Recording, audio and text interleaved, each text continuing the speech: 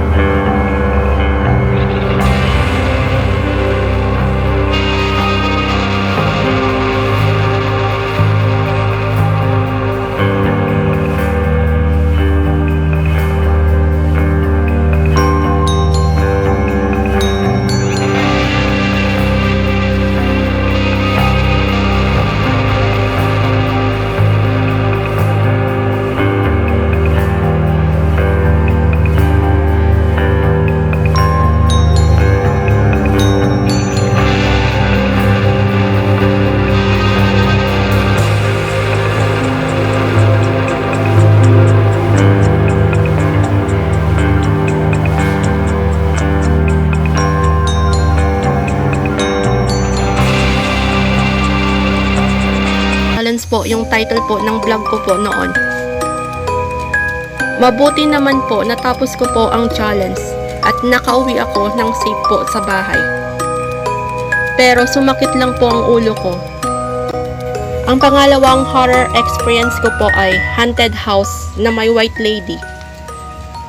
Nag-apply ako noon ng work as service crew sa isang fast food restaurant.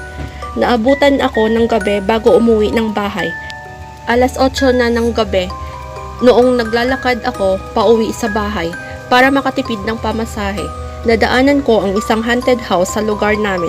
Di ko maiwasan na hindi makatingin sa haunted house na iyon dahil napakalaki po siya at napakaganda kahit haunted na po siya. Dahil ito daw ang bahay ng Kastila noong unang panahon. Wala pong katao-tao sa lugar na iyon. Kahit isang caretaker ay hindi na nagtagal dahil natatakot siya sa bahay na iyon. May ilaw naman pero namamatay sindi yung ilaw. Maraming beses na namamatay sindi ang ilaw kaya kinikilabutan ako dahil wala namang tao sa bahay na iyon. Tinitigan ko ang bahay. Bigla lang akong nagulat dahil may nakita akong white lady sa bintana na nakadungaw. Sobrang natatakot talaga ako at kinikilabutan sa nakita ko dahil first time ko lang nakakita ng white lady. Kaya yung ginawa ko ay nanalangin ako habang papauwi sa bahay. Naglalakad ako na parang halos patakbo sa sobrang takot. At nagpapasalamat ako sa Diyos dahil safe ako nang nakarating sa bahay.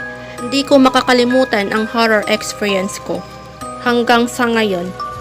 Ang pangatlong horror experience ko ay ang kwento ng aswang na nag-aanyong aso at pusa. Sa province ako noon. Naglalakad ako pauwi ng bahay. Mag-aalas 7 na noon ng gabi. Umuulan pa noon ng malakas. Wala pa akong dalang flashlight noon. Tapos yung cellphone ko ay lubat na. Minememorize ko lang ang daan noon. Sobrang dilim ang paligid. Nakakatakot dahil napakadilim ng daan. Mag-isa lang akong naglalakad noon na pauwi. Parang halos patakbo ako habang naglalakad sa sobrang takot. Bigla lang akong tumigil sa katatakbo noon. May nakasalubong akong dalawang anino ng hayop. Malalaking anino ng hayop. Malaking aso at pusa na kulay itim. Naninindig ang aking balahibo sa takot dahil sumusunod ito sa akin. Ang ginawa ko po ay mabilis po akong maglakad na parang tumatakbo at sinasabayan ko po ng panalangin. At malaking pasalamat ko po sa Diyos nakarating po ako sa amin ng safe. Hello guys mga ka-good vibes, I hope nag-enjoy po kayo sa horror experience ko. Ang lahat ng horror experience ko na ikinikwento ko po sa inyo ay totoo po siya based on my horror experience. Guys, I hope you like my horror stories for today. If you like my horror story, just give me a like and just leave a good comment and share, and don't forget to subscribe. Thank you guys and God bless. Happy Halloween to everyone.